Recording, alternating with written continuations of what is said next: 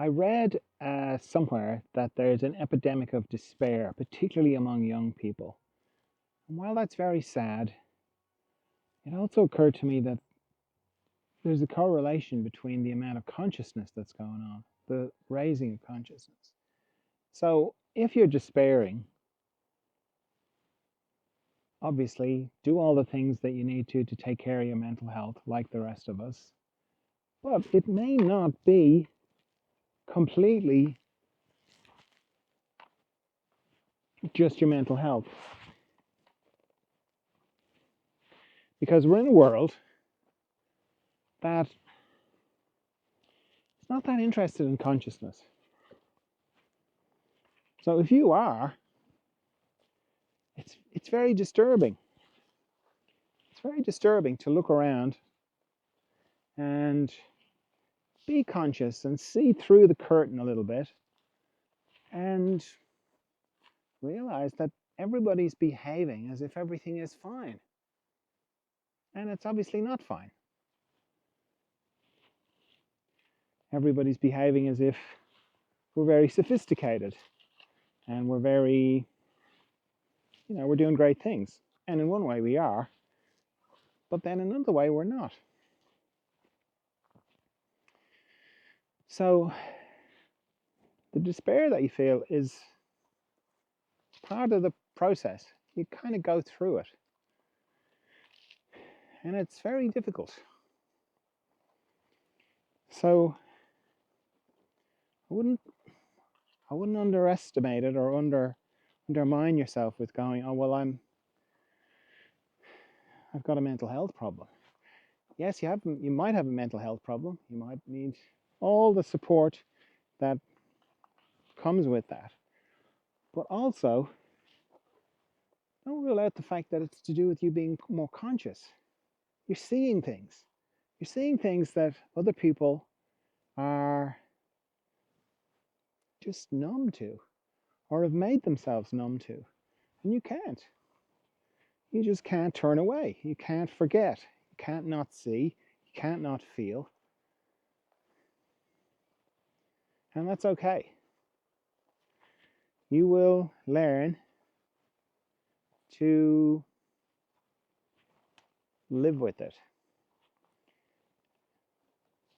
It's a matter of focus, what you focus on.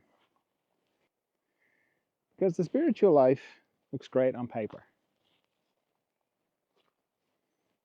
We've all seen the statues, the Buddhas, the peace, the harmony. So when you start to become more conscious, and you feel this deep despair and this heartbreak for humanity, for your friends, for your loved ones, just for people you've never met. So it's not so it doesn't look so good, It's not like where's the serenity, where's the peace? And it's there, but you can go through this. They call it the dark night of the soul. They call it different things. But I think this thing of despair that I was reading about, I think quite a bit of that is to do with that a lot of younger people are becoming more conscious. And with consciousness initially comes a kind of despair. But if you don't know what's happening, you can just feel like it's just normal despair. It's just like everybody else. And it might be. But if you're listening to me, probably not. It's probably to do with consciousness. And as I say, do take care of yourself. Like get enough sleep, exercise, do all the things that everybody else has to do for their mental health. But then also know that what you're dealing with is consciousness, and you're growing consciousness. And that all the things that are breaking your heart, it's justified. There's a lot of heartbreaking things going on. And it's not because they're terrible, even though they are terrible. It's because you're seeing unconsciousness at work. You're seeing what happens, or people growing in a way. Because even though things look terrible, and every generation feels like, oh, this is the worst it's ever been. Every generation feels like that. And you could go, no, we've never had threats like this before. It's like, well, okay, you can think like that, but you don't have to look at history, and every generation feels the same. Like things are really bad in a way they've never been before. So you can feel that. But what you're feeling, the despair, I think a lot of that has to do with seeing unconsciousness. I'm not telling you how you feel. I'm just telling you my experience of what I went through. And it's not like it goes away. It's not like, oh, I don't have any, I don't register the despair at all. I feel it. I feel it very keenly. I don't watch the news.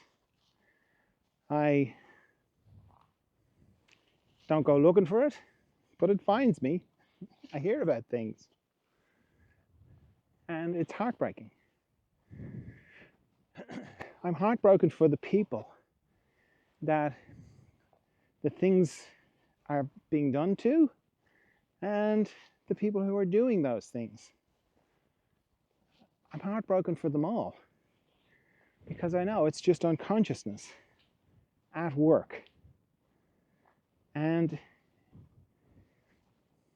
a lot of people it's just business as usual. And that can be very disturbing.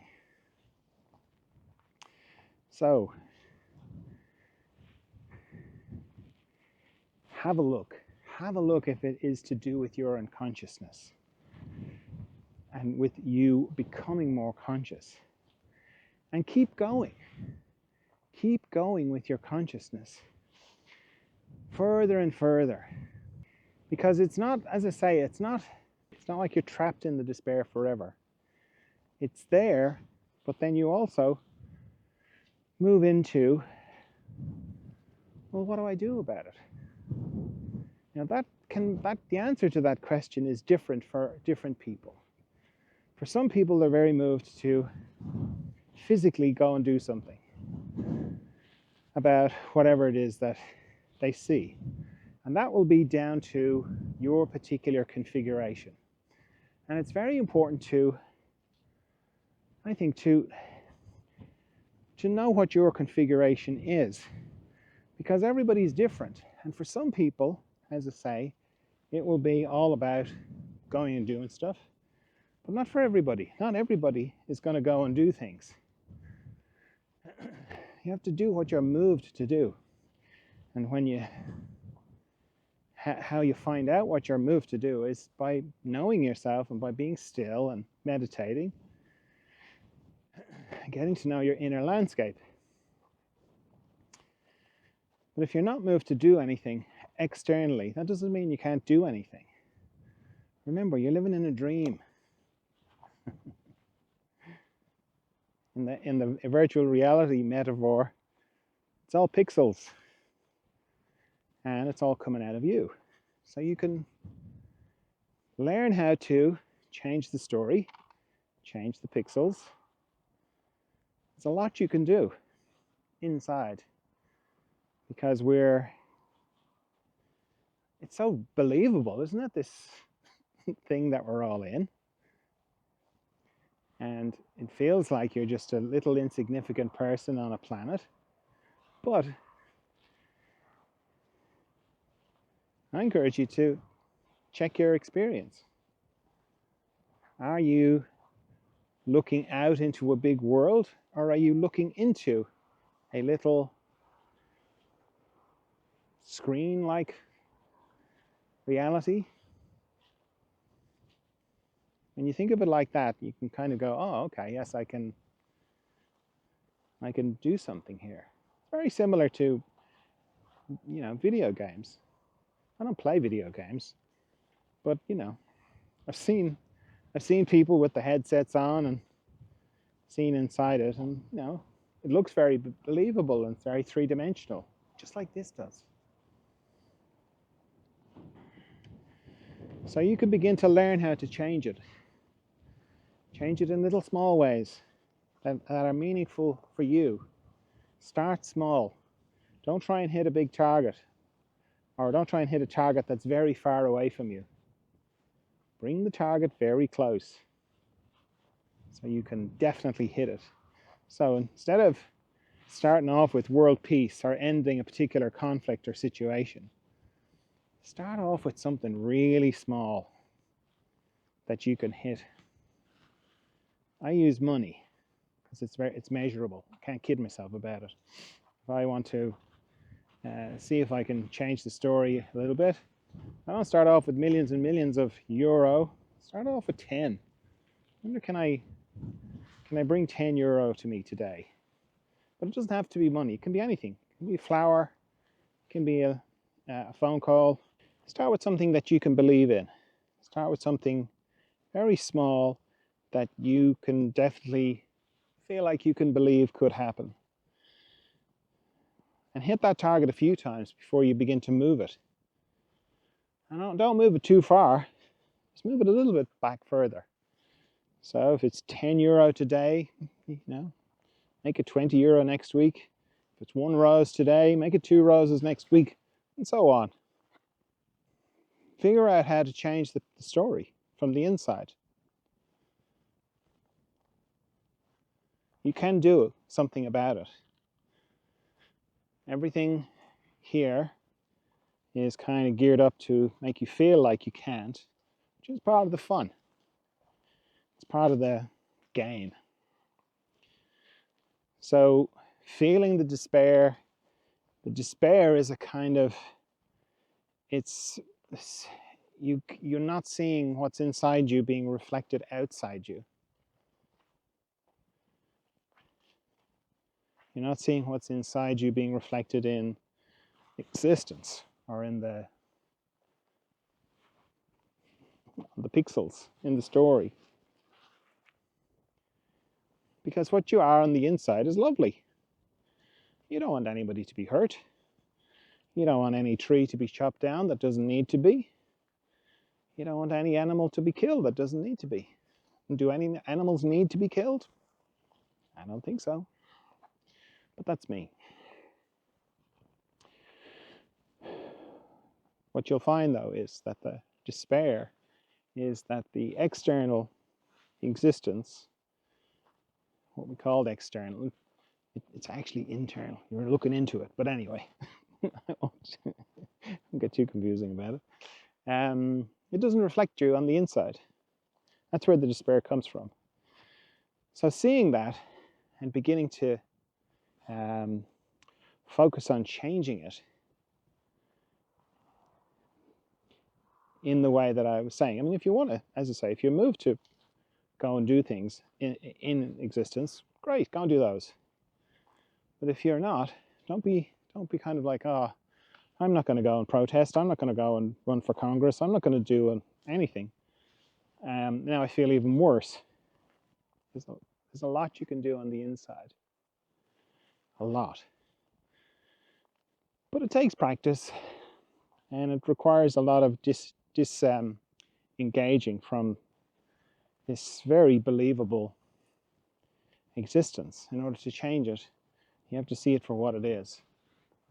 So my book, The Gentle Snap, is very good for beginning to see that process, beginning to see through the gaps in existence. And as I say, learn how to do it very gently. The people who are very interested in manifestation are very onto a lot of this. Now their focus is on, money and or love or whatever, and that's all fine. But just speaking to this thing of despair, if you focus on what it is that is not being reflected in existence and what you'd like to bring into existence, then you can use something tangible to build up your confidence and to build up your belief that it will work, or that you're, give yourself confidence. Hit the target you can hit, make it close, make it possible, and then you can go for the bigger things over time. So, and keep going with your spiritual and your journey in consciousness, because it will continue to inform you. Despair is just part of it, and it will find its place in the bigger journey that you're in. So yeah, if you are despairing, I feel for you. I've been there and I kind of am there, but there's a lot you can do.